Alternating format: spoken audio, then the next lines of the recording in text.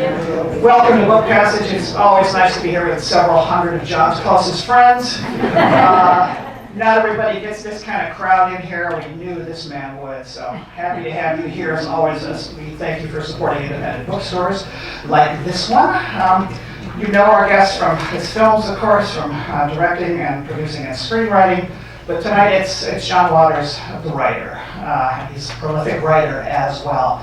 And to introduce him, because we're going to be in conversation here for about 30 minutes, then we'll take your questions for about another 15 or 20 or so, and then give us a little bit of time to redo the stage. Come on up here, and he will be signing around about 8 o'clock or so, or a little earlier. And tonight, John is in conversation with Kelly Anakin, who is an Oakland-based comedian and a huge Waters fan, so it should be a good matchup. Would you please welcome Kelly and John Waters?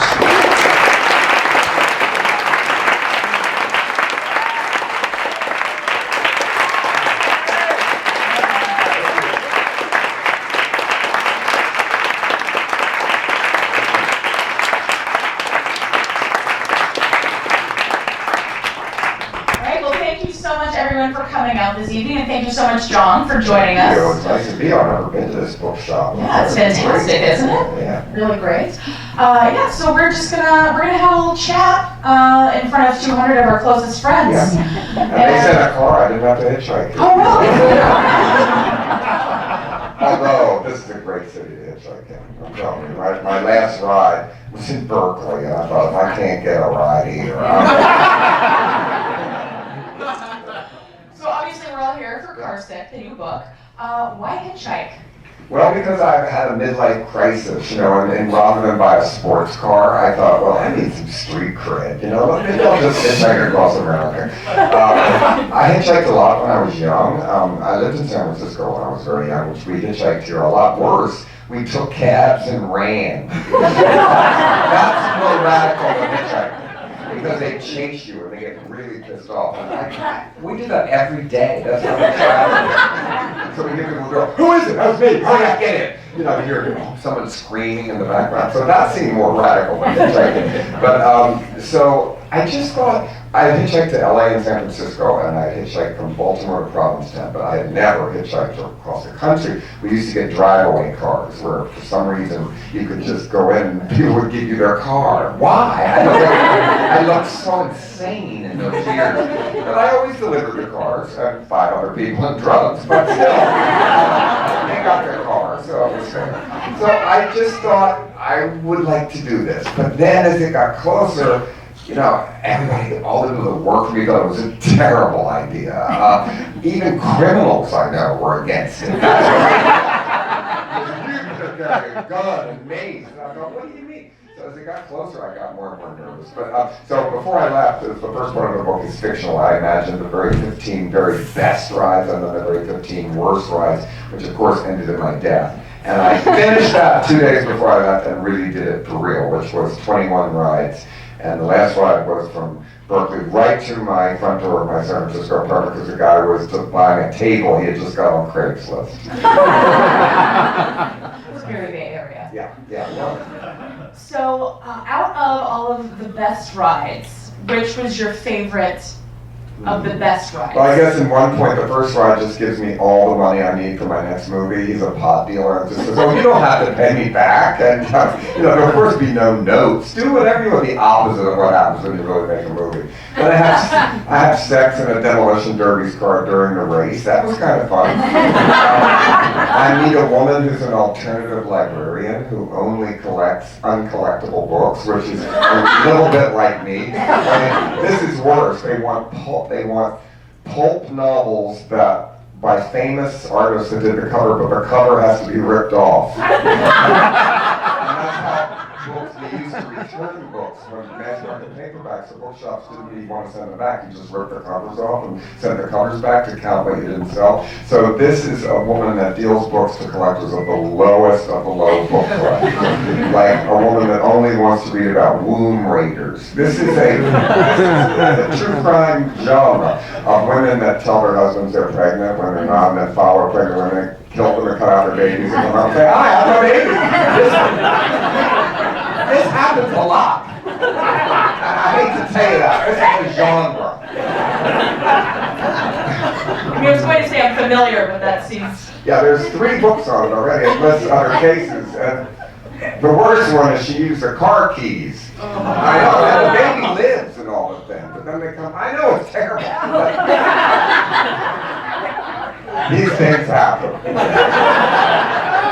I have a friend in Baltimore who has a lot of problems, and he got hit by a car 3 times in 1 week. I said, how does that happen? I said, John, these things happen. It's a good title. So while you were hitchhiking, did you find the thumb was most effective, the sign, a combination of the two? I always had a sign, and I learned that humor does not work. I had a sign that said, I'm not psycho. People laugh, but I'm not there to warm you up. On your drive to work in the morning, it had to be more direct, I think. And a sign worked, but people are confused by a sign because people don't even know what hitchhiking is anymore. So they see me with a sign. Most people thought I was homeless, and thought I was so dumb that I didn't know you're supposed to stand at a red light with a sign to beg, not on the entrance ramp. You're gonna throw coin back. A little basket. You say, did you net any spare change? No, but during this trip? people gave me money. It was I didn't take it, but one time I had to, but one third guy was a farmer, and he was an 81-year-old farmer. He asked me what I did. I said, I told him I could tell he didn't believe it. I told him, one, a homeless man off his meds. And he pulled over and took out a $20 bill and tried to give it to me. I was so moved by it. And another woman at a ramp did, and she would not leave till I took the money. And I passed it on later to another weary traveler. But it was very touching. People were very kind. Yeah, would you recommend the experience of hitchhiking? Yes, I would. Just do a little trip, you know? I'm not on Grindr. It's a good way to meet. It is a little adventure to hitchhike every day. And it's a split second to pick up a hitchhiker, and it's a split second to get in. And you both get in, and it's like an improv lesson because you're in this little set, you're in a reality show somewhere, and you make the best of it. Your job is to talk. Nobody picks up a hitchhiker and sits there in silence. I really think you got in the car, they're just, never say one thing. That would really be terrifying. What differentiates a short hitchhiking trip from something long and cross-country, like what you did? Well, a real hitchhiking is when you don't know where you are. Like when I was in the middle of the country, I knew I was on Route 70, but even if somebody said, can I come get you? I wouldn't know where to tell them to get me because you can't see what number ramp it is when you're standing on it. A short trip is somewhere that you know you can get home, like 10, 15 miles away or something. You know, that's trainer wheels. First of all, take the bus. I mean, that's trainer wheel. I take it all the time in San Francisco, and I see shocking things. The other day, I saw, and my favorite, this one took my breath away. It was 2 women, I think were a couple. One was really tough, but the whole time she was popping the pimples off her girlfriend on the bus. And she did it for like an hour. Oh my God. No, stop it. But I almost said something, but she could have beat the shit out of me. It's a little drama on the bus every day too. And I like that, because sometimes I'm on the streetcar on Market Street at night, and I turn around and look, and every person is insane on that streetcar. But they're nice insane. They're not scary insane. But it's like, it's fun to ride the bus. That's good. That is good preparation for hitchhiking. All right, so your training wheels, everybody. Go to San Francisco, get on Muni, Yeah. and then put your thumb out. Yes, or get a sign. I actually used to hitchhike in San Francisco when I was young. To get home every night. We used to go to the stud bar, everybody hitchhiked home. Of course, that was for different reasons. I think that today it probably is, as I got west of all, the worst is Ohio. The worst was Bonner Springs, Kansas. Oh my God, if I ever got there, I was stuck there for so long. But as you go west, it gets easier for one thing because people are driving further distances. And I have the best luck in the kind of rest areas where there isn't fast food or anything. There's just like a park and vending machines and bathrooms. And people stop to go walk their dog, and they're usually going for it. I had good luck with them in the middle of the country, but the problem with that is where at night, there, I didn't want to hitchhike at night. So the end of the day, I had to get dropped somewhere where there would be a motel or a hotel. And once I was trapped in one of them, so I went to a dumpster dive and got a sign and wrote next motel. And I thought, oh, that sounds like a hooker. So I changed it to hotel. I thought it sounded more upscale, even though there was no hotel. And it worked. I just didn't feel as cheap. What were some of the culinary and accommodation highlights and lowlights of the trip? Well, the hotel's Days Inn's the best, Holiday Inn's the worst. That's my review. The food, I don't know. I guess I can't remember all the names of the places. I had never been to any of these. Ruby Tuesdays was fun. I picked that one, and Applebee was the worst. And it was after church. Those were filthy, those people. They had bathrooms and stuff. Just coming to church, you'd think they'd be cleaner.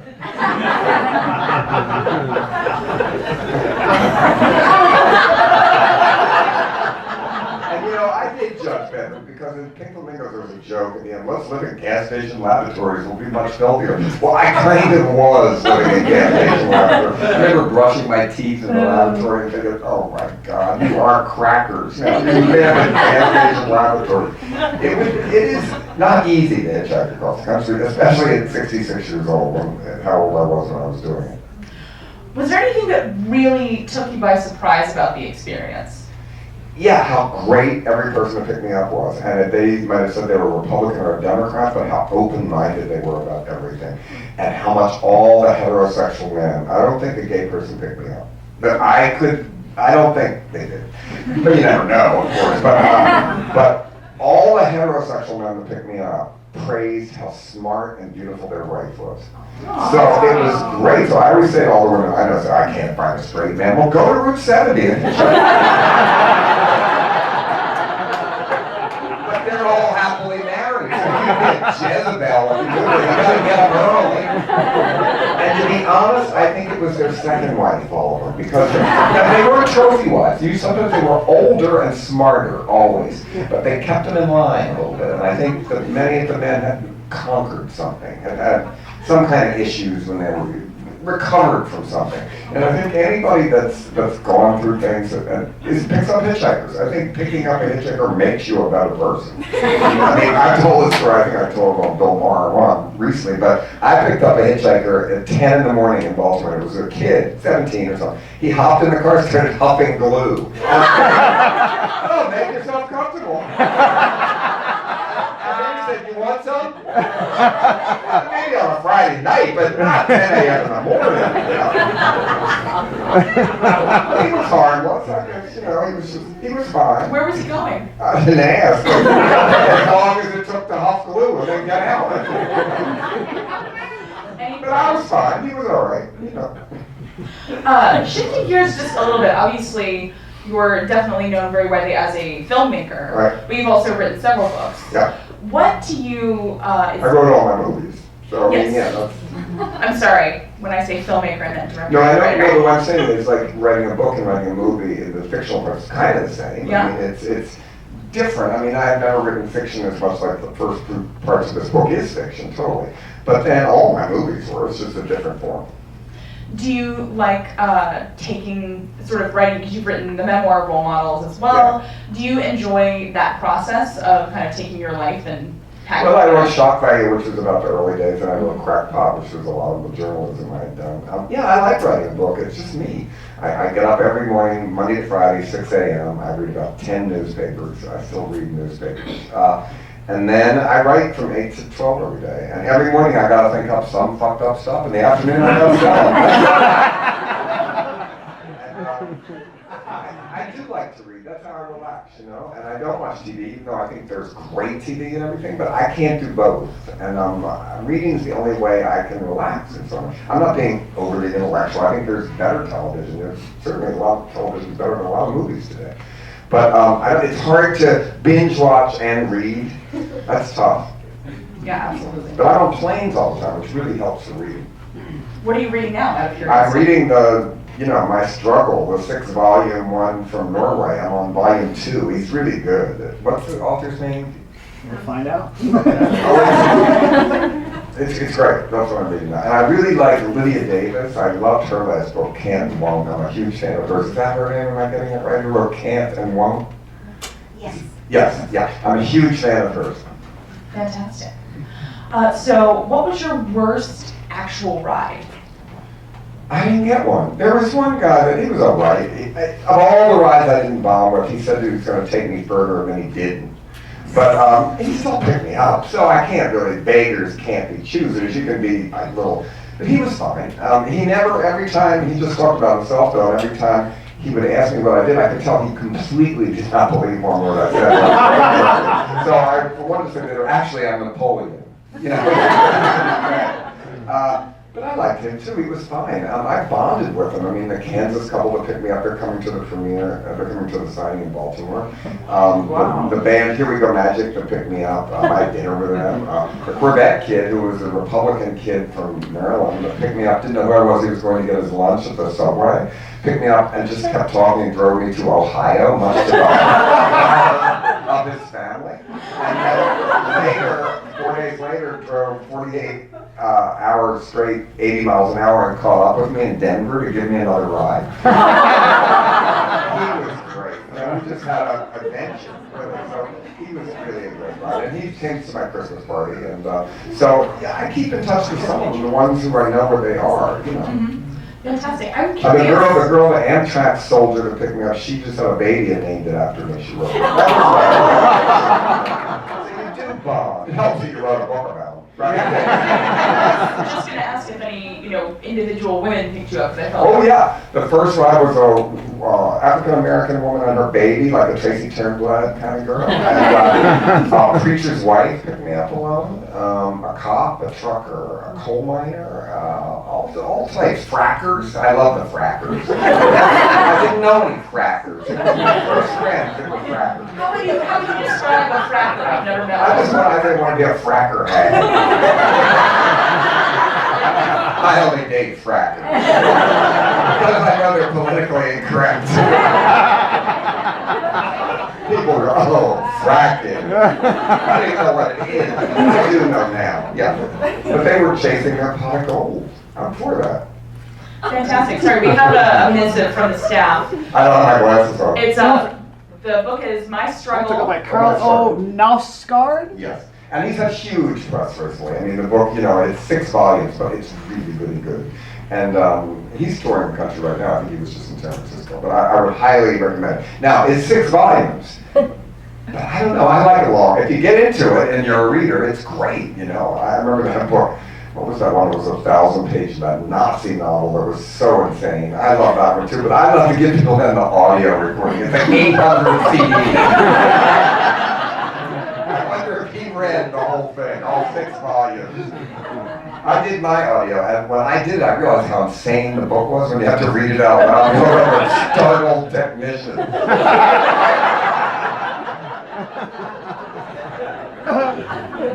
Speaking of audio, while you were waiting for people to pick you up, did you use earbuds or anything? No, I was afraid somebody'd sneak up behind me and hit me or something. No, I just have the sound of traffic. And I wake up in the morning and those motel think, you're really doing this? You have to, it isn't over.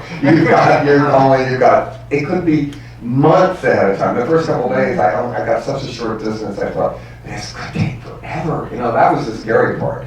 How boring it is. And I kept repeating, it only takes one car, which is true, it only does. Then somebody stopped and you're exhilarated. You get in and you never get tired. When I used to drive across the country, you go, wow, 10-hour drive and you'd be tired. When you're hitchhiking, if you're in a car for 10 hours, you're never tired. You're so happy because you're making progress. You're getting there. So when you set out on the project, did you give yourself a set amount of time, or was it just as long as it takes? Well, I gave myself 2 weeks because I had to fly back. This was funny. I hitchhiked to San Francisco. Then I had to go back to accept for Ray Kawakubo and Johnny Depp the fashion Oscar. And they had like limos and first class tickets. I hitchhiked there and then went back. And I'm comfortable with both. Coach, I have a problem with.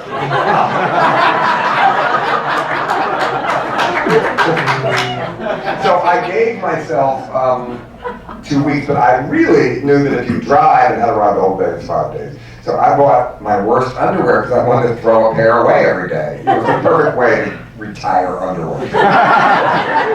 But I had to wear it a couple times. And once I had to do laundry, which I didn't know that in these hotels, they don't have a laundromat. They have one room, though, that has a washer and dryer with no change machines, no detergent. And you go, and I put it all in and put the soap in, and then it broke. And I had to go get the woman. She had to use a credit card to jiggle the thing. Oh, it was a nightmare. I just lost my train of thought because I was curious. Had you already put everything in and put the Yeah, soap on? Okay. yeah. And then it didn't work. You know, but she was nice, she didn't do it, but you learn a lot. I mean, you don't think about that kind of thing when you, and I'm not a snob, but I was shocked that I thought like Holiday Inn would have room service, but not fancy. I think you get a pizza or something. No, you just have to go in those really scary breakfast rooms in the morning. Worse food, people that are just, won't look at you and just stare at the TV, eating white bread. That'd be hot. Oh. Were there any interesting characters that you ran into at the hotels? No, I didn't hook up, but that's what you mean. I would have, but nobody asked me on a date or anything. I was checking in one place and I said, well, the guy didn't recognize me at the counter, and I said, well, truck stops are bad because trucks today, they have to have 2 drivers, so one's always driving. And the guy behind me said, I'm a trucker, believe me, they pick you up if you had a vagina. Hello, sir, nice to meet you. So did you just not pack one, or? Pack one what? Oh, God. No, but I wanted it. You know what a packer is? A packer is a limp dick dildo that some women wear to give a, a hint of a dick. But, so I said I wanted one for Christmas, and at the signing like this, the girl said, you want mine? And took it off and gave it to me. Then I had it in my luggage, and I kept thinking, what a security, what gay man travels with a limp dick dildo? I would have been arrested.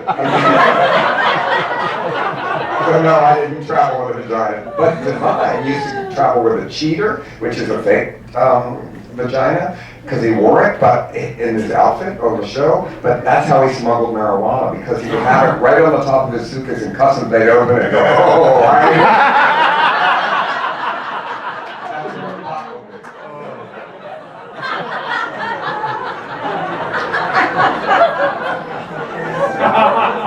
So I'm not familiar with the law. Is hitchhiking legal?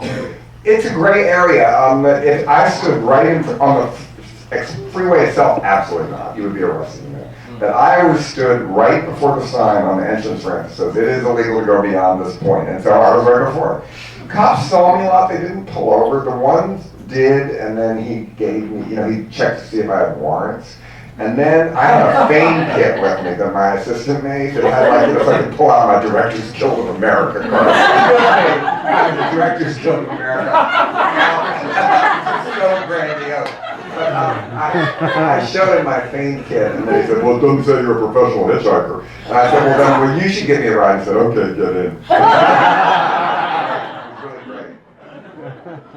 So you mentioned that some of your friends and your staff were very against the idea of your doing this. Yeah. Were there any people who were really enthusiastic and No. encouraged it? No encouragement. My agent. And at the end, I told even my young assistant, but first she was for it, and then as it got here, she said, well, don't you think you should have somebody following you? I said, no, that would ruin the whole thing. I think they were just very nervous about it. And it made me nervous at the end, which I wasn't nervous. But the first day when I just at 6 a.m. walked out the door with my sign in my neighborhood, thank God my neighbors didn't see me. I would have felt like a fool. And another friend read about it and called my office, who lives in California, this friend. He said, I see John's having trouble. Like he thinks I've lost my mind. He said, wherever he is, I'll come get him. It was very touching, but he thought I had lost it. So is there anything in the middle of the country that we should go see? Kansas is great. Kansas is so long, but so weird and minimalist and scary. And you see junkyards there and think, oh, what could the person be like that lives there? For character development. I'd say Kansas. Dorothy Gale said there's no Well, place like it. I so- saw little tornadoes all the time, just trying to be big ones. You know, you saw them all the time. And I was so windy hitchhiking there. I looked like a Walker Evans photograph. I have this joke mirror on my office that you pick up and it screams when you look at it. All mirrors screamed when they looked at me. When I was going to motel rooms, I was like, oh my God, you look ugly. You know, hitchhiking is not a beauty treatment. That's good to And know. my knuckles would be the only place I didn't put sunblock, and I'd get to maybe purple because of holding the sign. And you never think that's what's out for the sun. So, sun guard on the knuckles when you're hitchhiking. Was there a particular make and model of car that you really enjoyed riding in? No, because I imagined all the cars in the best and worst. Every character I imagined their car. In real life, I have no car. I don't know. They all look exactly the same to me, every car. So every car in real life, to pick me up, I have no idea. I never described it once because I have no idea what they were. Except the one I had to ride the whole way. It was a van in the middle on the glove compartment. And we saw so many click it or ticket signs. There was no seatbelt. Really, I rode for like 10 hours sitting on the whole glove compartment in the middle. That was with the frackers. So safety first with the frag. No, I didn't, you know, I'm sure you get in. Are you kidding? Yeah, they gave me a really long ride. They were great. Fantastic. I think at this point, do we want to open it up? Have you ever hitchhiked? I've never hitchhiked. I worry about it as a woman, actually. Well, I have a friend, Mary Vivian Pierce, who was in all my movies, and in the 70s, she hitchhiked, and she looked at all times of it like Jean Harlow. She dressed like that and everything. She was a female impersonator. She actually hitchhiked alone in heels from New Orleans to visit me in San Francisco, and nothing happened. No incident, huh? But I imagine like most serial killers, the type is not 66-year-old film directors.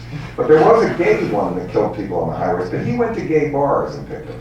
Yeah, a woman I think probably, yeah. See, I spend a lot of time in gay bars, so I don't know if I would be. Yeah, but the highways are not like gay bars. They're the exact opposite of it. I did see one bar I wanted to go. It was in a truck stop, and it was just a disco ball, and it looked so scary. And so good. But there was only 2 people sitting there. I imagine in the first part, my idea of a perfect outlaw truck stop where strippers like Fumbleina, that every time you give her money, she pretends to drop it so you can look down her blouse.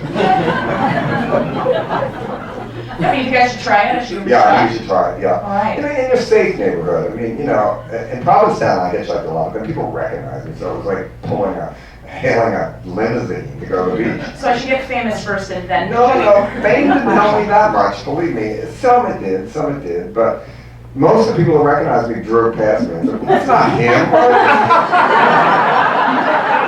And then one said, well, he'd never wear a baseball hat. And which is true pretty much, but my baseball hat, a really unfortunate, stupid choice of fashion. It said, scum of the earth. It's a good movie, but it doesn't help you get a ride in the lobby of a The people who did pick you up, you know, whether they knew who you were already or Yeah. if they found out, what were their reactions like? Were they starstruck or were they just chilled out? No, that's the most amazing thing. The preacher's wife, right when I got in, she said, are you gay? And I said, yeah, she said, good. Good what? She think I was going to do her hair or something?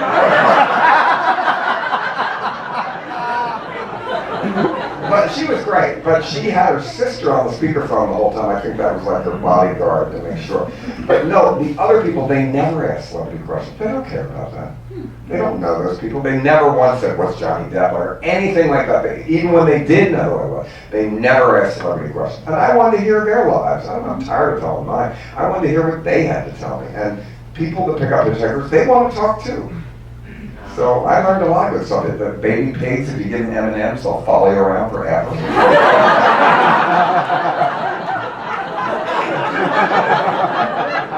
that from the farm? Yeah. And then another guy told me his job was livestock feed, and he said, we got good stuff for cows, but the chickens, that's all the hormones. That's why all young girls get their period when they're 7. I said, oh, I didn't know that. He was saying that's the reason, definitely, because of hormones and chicken. So I learned a lot of new things. What was the most useful thing that you learned? That. The most useful thing is a hitchhiking assignment. My assistant made me the first one. and you have to make it so you can flip it. She did it so I had to turn it around each time, which is a lot of wasted time when you're hitchhiking, especially if it's raining. Another thing, you can't have an umbrella and a hitchhiking at the same time, so get a good poncho, because I look like a junkie Mary Poppins. I really I put that umbrella away. I look pitiful. I think I'm good. All right. Do you feel good? Yeah, I'm fine. We all I got a feel ride home.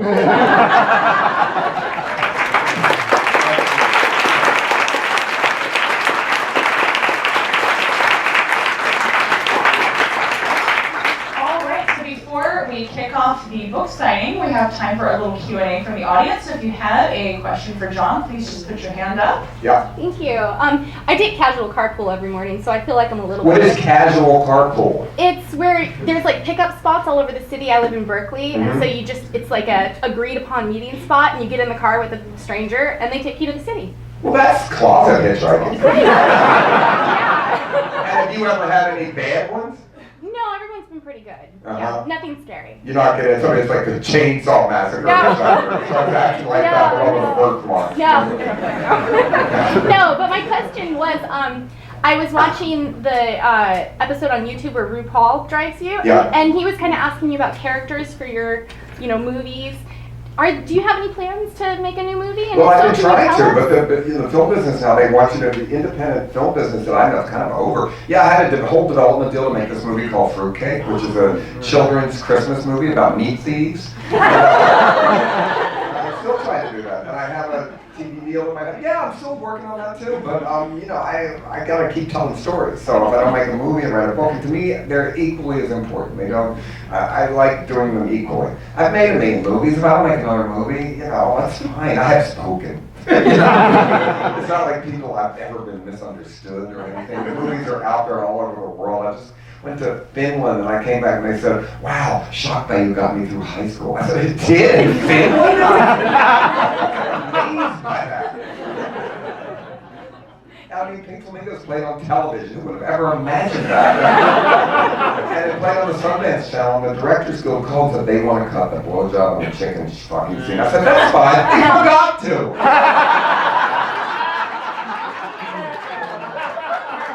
I'm trying to picture families like channel surfing.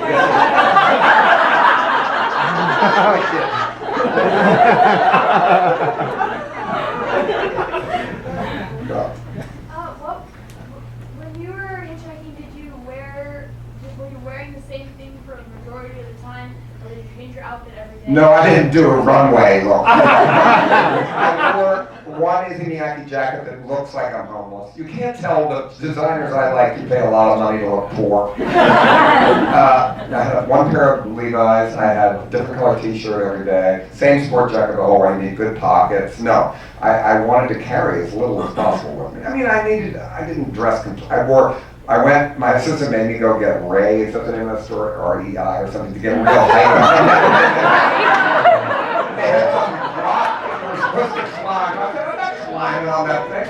But the shoes did work, because I was in rain a lot, and a poncho. So I had supply, that kind of stuff. I didn't change every day. Like, what I had on was pretty much the same every day. Yeah. I know people that hitchhike, and I know that pretty much travelers that I know a lot of them, they pretty much just wear the same thing, but they'll bring an extra t-shirt or an extra pair. Well, that's what I had. I had one bag. But they normally just wear a pair of overalls and a t-shirt. Well, overalls, I didn't go that far.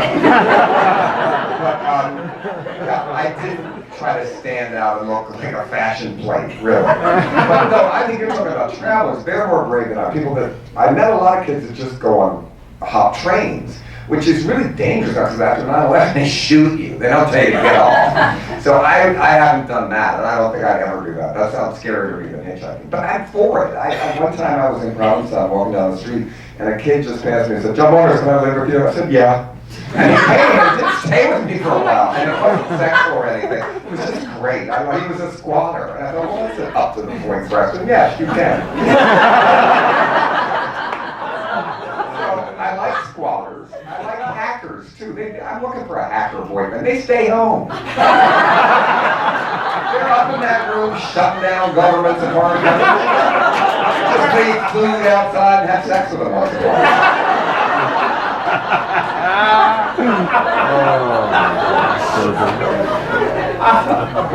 If you had styled the preacher wife's hair, what style would you have? She had a pretty good look anyway. I would have given her an airlift. That was the most insane teased hair. I remember it was the exact opposite of how your hair goes. It's in reverse. It's going the whole wrong way. And as soon as it starts to go back, they keep spraying it more, spraying it more. So you are a human match. Would you call her a hair hopper? If I did that look, yeah. No, the Kardashians are the ultimate hair hopper. Yes. Yeah.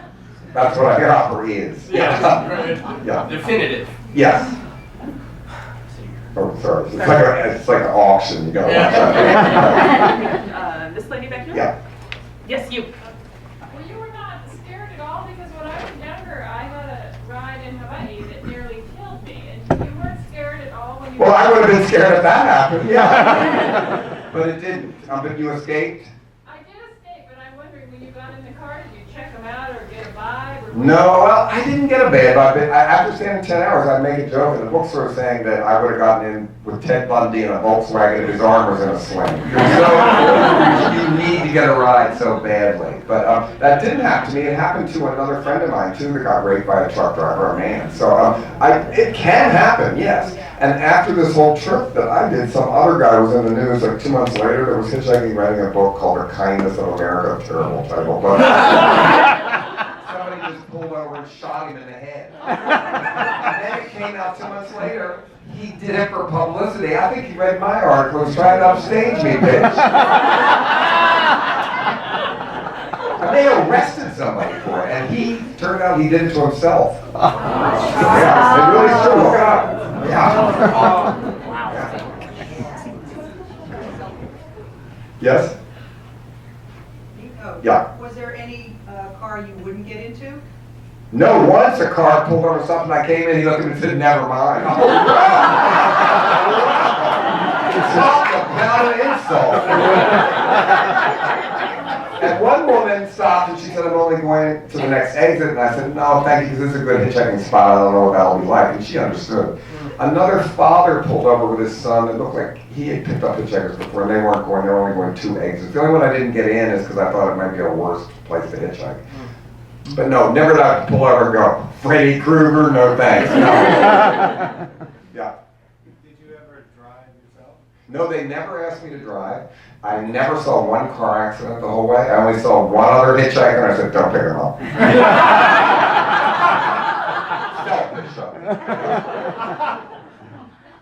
Yeah. Would you ever consider doing it in another country? No, I did it once. I don't need to do it again, really. I mean, I know what it's like. I did the thing. I can do it. I always know now in a motel. No, in an airport when I'm switching planes and there's a thunderstorm and they give you some shitty hotel and a voucher, I might hitchhike because I know I can do it. It wouldn't scare me to do it again. But no, do I want to go on a hitchhiking trip in Afghanistan? No. No. But it is maybe easier in Europe. I don't know. It used to be. It's easier in the West. I think in Northern California, it's you see more of it. I just never saw any really. It's really people don't know what it is even. What newspapers do you normally read? I read usually every morning. Well, here I read the San Francisco Chronicle, the New York Times, the Wall Street Journal, USA Today, the New York Post, the Baltimore Sun, and what else? I forget, but it depends which city I'm in. But I read them all, but I don't like to read them online. I have to be online all day. I like to rip out things and look and read them. So I do that, and it's harder to get them when I'm here. I have to walk. I walk to the Fairmont Hotel, and they give them to me, which is very sweet.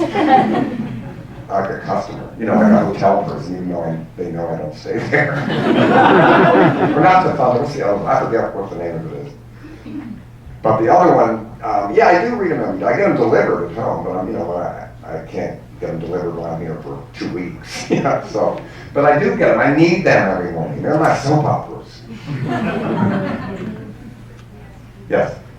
Did you read the newspapers while you were hitchhiking? You couldn't get them. I barely could you even find USA Today. In the middle of the country, in motels, you'd say, do you have newspapers? They just look at you like you're insane. Like, what are they? Really, no. There were no boxes. There were nothing. Amazing. So I had a hard time reading them. I couldn't. I'm up for them. I remember once I got stuck and I went in a Walmart, and I'm not a snob. I've been in hideous places, but I've never been to Walmart. And it was like one in a fort where all the soldiers were, so it was like a porno Walmart. To me, it was filled with soldiers. I thought, it's big in here, where's the salespeople? I didn't like it especially. I don't buy 100 pounds of potatoes, it seemed like it was for bulk shopping or something. But then I got pressed because I could see it. That's when the John Travolta scandal had just broke. One scandal just broken, so I saw it on all the headlines. So it was so fun to be back with media because I hadn't been around it at all on the trip. And then you'd read on my BlackBerry, I'd get a bulletin, that Donna Summer died. And it was hard to really feel much for Donna Summer when I was standing alongside the road.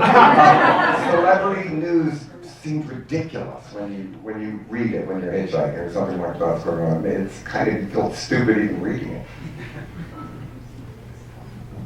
About it, yeah. Would it be violating any kind of code for you to tell us what you're working on now? Violating a code. There is some things I don't talk about before I go to. If we're trying to get pregnant, you tell people. No. So the next couple things I'm working on, I got to get the book out. It's only been out 4 days, So I do have one project that's coming up. I have a Christmas show that I do all over the country. I have 20 Christmas dates in December. I'm going to London to do a tour. So yeah, I've got the whole year completely planned out. But the few things that are big that are going to happen, I don't want to say because they're in development, as they say. And it's bad luck to talk about something until it's true. But thank you for asking. Yes? Did your car driver host point out any regional landmarks to you that were of any interest? Well, no, we never went up, but I think the St. Louis Arc is the most beautiful public monument in the whole country. I mean, I've always loved it, but when you see it in person, we went right by it. And the drivers I was with said, we had sex in there when we got married. I liked it for that. No, I think that's the most beautiful one I saw going through the country. It wasn't a sightseeing trip. I didn't have, could we pull off and go to, let's get there. Don't ever stop. And you have to be careful. I never wanted to eat either because elimination is a problem on the road. You can't say could you pull over? Oh, Christ, can you, an experienced hitchhiker eliminates before you leave. Yep. Did you have to decompress or adjust when you got to San Francisco? Yeah, when I got there, it was really weird. I felt guilty. I got in a cab and I would feel so, you pussy. I didn't hitchhike. You bourgeois. Yeah, it took a while. But everybody knew about it because it had gone viral. So people say, congratulations, glad you made it. Very weird. But very nice, very nice. I think we have time for one more. All right. Who's it going to be? Okay. Yeah. What's Johnny Depp like? Just kidding. Very sweet, very sweet. People recognized you versus people who didn't recognize you. I'd say a third recognized me, but chose past me and then came back. Another third came over and then started screaming. They realized it was me after they picked me up. And the last third thought I was insane if I said it was me.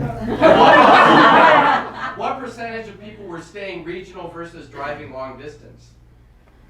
Well, the enemy is the local rod. So the people, but some people like the Marine couple, they were only going one exit. They were trying to give me money, but then they took me for an hour, just to be nice and find me a good place to go. So people would go further a lot or help me out. So they might have started to be regional and they turned into semi-regional. But the best was when I got a ride from Kansas, all through Kansas, all the way to Denver. These really long rides that were good. You really get to know the people because you spend, I never went to anybody's house. The Marine couple offered me to. And another guy let me off and he said, well, I'm going to come back later and see if you got picked up. But I don't know if he ever did, and I was there a long time, so I think he was a liar. I don't know. But you hope, you keep thinking, well, maybe, I might have to take him up on it, but then I wanted to go get a new sign, but I was afraid to leave in case he came. He can't, Yeah. All that now seems funny, and I look back on it, but when it's going on and you don't know what's going to happen, it's not scary, it's tedious. It's incredibly tedious. and you think this is going to take 6 months, and I'm going to get there a haggard person that, with hitchhiking injuries from just standing there. All right, well, thank you once again to Thank you John very much. Waters. Thank you.